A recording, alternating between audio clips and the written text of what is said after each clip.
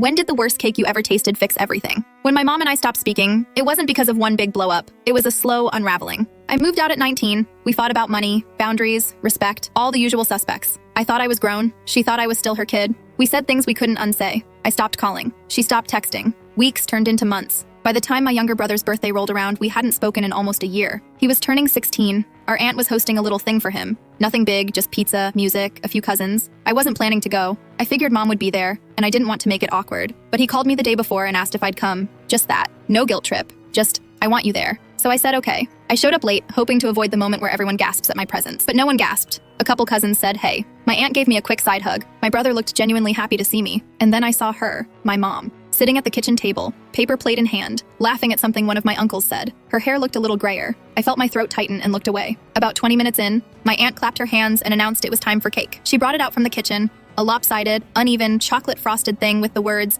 "Happy birthday, Dean," scrawled in green icing like it had been written by a 6-year-old. Everyone laughed and clapped, and someone asked, "Did Dean make this himself?" My aunt said, "Nope, someone else did." And then she winked at my mom. That's when I knew. Mom had made the cake. She used to bake a lot when I was a kid, mostly from boxed mixes, but she'd always try to decorate them like the fancy ones on TV. I remembered her staying up late to do my birthday cakes. Wedding-style tiers balanced on overturned soup cans. Piping bags made from Ziplocs. This cake, though, this one was ugly, sloppy, uneven frosting, dry-looking edges, writing that slanted downhill like a landslide. Dean blew out the candles, and we all got slices. I took one out of politeness, one bite, and it confirmed everything my eyes had warned me about. The cake was dry, the frosting was grainy. The middle still had cold spots like it hadn't baked through. Someone whispered, "At least the ice cream's good," and I almost laughed. I looked over and saw Mom watching me. Not glaring, not frowning, just watching, with this half smile like she wasn't sure what I'd do. I took another bite. She kept watching. I raised the plate, nodded slightly, and said, "Still better than mine." It wasn't loud, just enough for her to hear. And her smile, God, that smile, it cracked open something between us. After everyone finished, people started peeling off to watch TV or go outside. I stayed back in the kitchen,